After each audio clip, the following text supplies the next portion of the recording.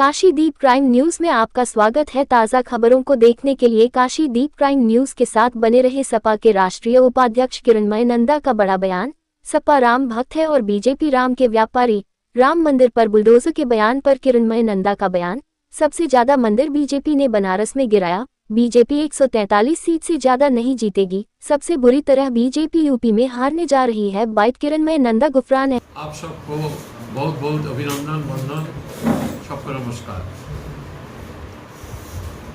पांचवा चरण संपन्न हो गया, अब 2 चरण चुनाव बाकी है। पांचवा चरण चुनाव का बाद केवल उत्तर प्रदेश नहीं, सारा हिंदुस्तान में जो चुनाव हुआ, भाजपा बुरी तरफ से हार जाएंगे और इंडिया गठबंधन भारी बहुमत से इस चुनाव में जीत जाएंगे। इसका कारण यही है, ये चुनाव केवल इंडिया गठबंधन का चुनाव नहीं है, ये चुनाव हिंदुस्तान का आम जनता का चुनाव है। आम जनता ये चुनाव में निर्णय ले लिया। 2014 में भाजपा जो धोखा देके जुमलाबाजी करके और 2019 में भी जो धोखा देके जुमलाबाजी करके जनता को वोट लेके सत्ता में आया। सत्ता का आने के बाद जनता के लिए कुछ काम नहीं किया, केवल कुछ उद्योगपति के काम किया और देश को पूरी तरफ से बेच दिया। इतनी महंगाई, इतनी बेरोजगारी, इतनी भ्रष्टाचार हिंदुस्तान में कभी नहीं हुआ। आप सब सुना जो इलेक्टोरल बॉन्ड, इतना चर्चा हुआ, केवल हिंदुस्तान में नहीं सारा दुनिया में चर्चा। जितनी बड़ा बड़ा इकोनॉमिस्ट सब इलेक्टोरल बॉन्ड का बारे में बताया। इतनी बड़ा घोटाला हिंदुस्तान में आज तक कभी नहीं हुआ। जो वादा किया था 2014 में, जब सरकार बनने का पहले मोदी तो गुजरात का मुख्यमंत्री थे, वो जानते थे हिंदुस्तान सत्ता में आने के लिए उत्तर प्रदेश से चुन के जीतना पड़ेगा, कि वो उत्तर प्रदेश सबसे हिंदुस्तान का बड़ा प्रदेश है। 80 लोकसभा सीट उत्तर प्रदेश में है। गुजरात छोड़ के वाराणसी में खड़ा हुआ था और जनता को एक विश्वास दिलाया था, भाजपा का नेतृत्व में एनडीए सरकार में आएंगे तो जितनी कालाधन है विदेश में देश में, सब कालाधन लेके आएंगे और एक एक आदमी का खाते में 15 लाख रुपया 100 दिन का अंदर वो रुपया वो भेजेंगे। वो वादा किया था जब भाजपा सत्ता में आ जाएंगे 2 करोड़ नौजवान का हर साल में काम मिल जाएगा। ये भी वादा किया था, किसान का जो डिमांड था, हम लोग को मिनिमम सपोर्ट प्राइस मिलना पड़ेगा। जब भाजपा सत्ता में आएंगे तो किसान को एमएसपी भी मिल जाएगा। एक भी वादा पूर्ण नहीं हुआ। 2019 में उनका जो चुनाव घोषणा पत्र में आया, 2014 में जो चुनाव घोषणा पत्र में वादा किया था, 2019 घोषणा पत्र में इसके बारे में कुछ नहीं था। 2019 में जो वादा किया था, एक भी वादा जनता का बीच में लेके नहीं आया। 2024 में जो वादा किया, क्या वादा किया जनता नहीं जानता है। मैं तो मोदी जी का बहुत स्वभाव मैं टेलीविजन माध्यम में मैं देख रहा हूँ, एक बार भी मैं नहीं सुना कि क्या करेगा हिंदुस्तान में तीसरी बार भाजपा सत्ता में आएंगे। केवल सुना मंदिर का बारे में चर्चा, केवल सुना वो हिंदू मुसलमान बारे में चर्चा, केवल विपक्ष का ऊपर हंगामा करना। ये सब हिंदुस्तान का विकास के लिए क्या किया भाजपा 10 साल, आगामी 5 साल में क्या करेगा, ये सब चर्चा कोई भी भाजपा का नेता के मुँह से, कोई नरेंद्र मोदी का मुँह से कोई भी चर्चा नहीं हुआ।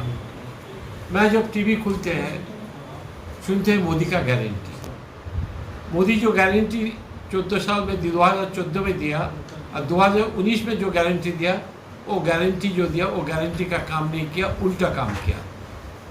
तो लग रहा है इस बार जो मोदी का गारंटी है 2024 में 4 गारंटी मोदी का है।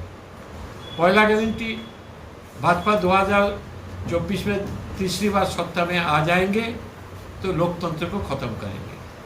दूसरा गारंटी, भाजपा तीसरी बार सत्ता में आ जाएंगे, संविधान को खत्म करेंगे। संविधान में जो गरीब, जो पिछड़े, दलित जो आरक्षण है, वो आरक्षण को खत्म करेंगे। तीसरी उनका गारंटी है, जो भाईचारा तैयार हुआ हिंदुस्तान में, ये परंपरा हिंदुस्तान का, हिंदू मुसलमान सिख ईसाई सब एक साथ में हम लोग रहता है, एक वातावरण तैयार किया एक भाईचारा का, ये भाईचारा को खत्म करेंगे। और चौथा गारंटी, जो भाजपा सत्ता में आएंगे तो जनता का रुपया जो है बचा हुआ, बहुत ज़्यादा नोटबंदी से तो जनता का रुपया लूट लिया, जीएसटी में जनता का रुपया लूट लिया, बाकी जो रुपया बचा हुआ चौथी बार सत्ता में आ जाएंगे, जनता का और रुपया लूट के बड़ा बड़ा उद्योगपति को, कॉर्पोरेट बॉडी को और रुपया दे देंगे। यही 4 अंगीकार मोदी जी का है। तीसरी बार सत्ता में आ जाएंगे, यही काम मोदी जी करेंगे। इसीलिए जनता का पास अपील है, क्यों जनता ही चुनाव लड़ रहा है, जनता समझ में आ गई है जनता का ये क्या क्या क्या करेगा। देश में कोई चुनाव नहीं होगा, तीसरी बार भाजपा सत्ता में आएंगे, खुद ही बोला संविधान को बदल देंगे। क्या करेगा, चीन में जैसा हुआ संविधान बदल करके जिनपिंग जितना दिन जीवित रहेगा उतनी दिन चीन का प्रेसिडेंट जिनपिंग रहेंगे, चीन का संविधान को बदल दिया। तो ऐसा क्या करेगा भाजपा, पूरा जनतंत्र को, लोकतंत्र को पूरा ख़त्म करना चाहता है, पूरा ख़त्म कर देंगे। इसलिए जनता मन बना लिया, देश का संविधान को रक्षा करने के लिए, लोकतंत्र को बचाने के लिए, भाईचारा को बजाय रखने के लिए इस बार बुरी तरफ से भाजपा को हराएंगे। महंगाई, भ्रष्टाचार, बेरोजगारी आज देश में इतनी प्रबल हुआ, इससे जनता को बच के रखना चाहिए। इसलिए हम लोग इंडिया गठबंधन किया। अब देखा उत्तर प्रदेश में हम लोग कांग्रेस को 17 सीट दिया, हम लोग तृणमूल कांग्रेस को 1 सीट भादों में दिया। इसलिए हम लोग दिया एक मजबूत गठबंधन अखिलेश जी का नेतृत्व में उत्तर प्रदेश में तैयार हुआ, जो गठबंधन का मैसेज सारा हिंदुस्तान में जाएंगे। এবং मेरा विश्वास अखिलेश जी तो पहले बोल दिया था जो 80 लोकसभा सीटों में 79 लोकसभा सीट हम लोग भाजपा को हराने के लिए तैयार है। काल भादोई में जो सभा हुआ वो सभा से अखिलेश जी और एक स्लोगान दिया, और एक मैसेज दे दिया जनता को, 79 सीट नहीं है 80 सीट ही हम लोग इतनी ज़बरदस्ती जनता लड़ेंगे कि 80 सीट पर भाजपा को हम लोग हराएंगे।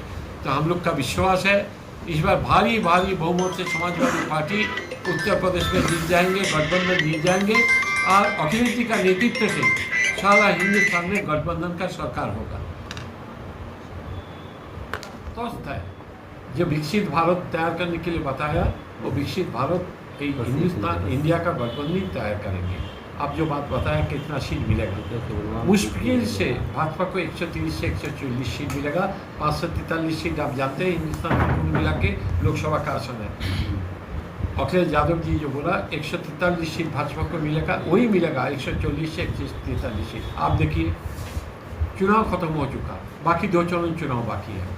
दक्षिण भारत को लेके केरला में 1 सीट भी भाजपा को नहीं मिलेगा, तेलंगाना में 1 सीट भी भाजपा को नहीं मिलेगा, आंध्र में 1 सीट भी भाजपा को नहीं मिलेगा, कर्नाटक में मुश्किल से 3-4 25 सीट से 3-4 सीट भाजपा को मिलेगा, दिल्ली से 1 सीट भी भाजपा को नहीं मिलेगा, पंजाब से भाजपा को 1 सीट भी नहीं मिलेगा, उड़ीसा से भी भाजपा को 1 सीट भी नहीं मिलेगी। वहाँ बीजेपी का असर है, नवीन पटनायक का असर है, 1 सीट भी नहीं मिलेगा। बंगाल से भाजपा को 18 सीट मिला था, इस बार बंगाल में भी भाजपा को सीट घटा हो जाएगा। तो क्या भाजपा सरकार बनाएंगे? 143 सीट जो हम लोग बोला, ये भी भाजपा को मिलना बहुत मुश्किल है। हो सकता है भाजपा का गठबंधन सब मिला के 140 से 143 सीट मिलेगा। 2019 में भी आपका गठबंधन था, उसमें सफलता नहीं मिल पाई जितनी मिलनी चाहिए। देखिए भीड़ बहुत ज़्यादा थी। 2019 में जो गठबंधन था, इधर देखिए, केवल उत्तर प्रदेश चुनाव के लिए गठबंधन, सर इधर देखिए, सारा देश में ये गठबंधन नहीं था।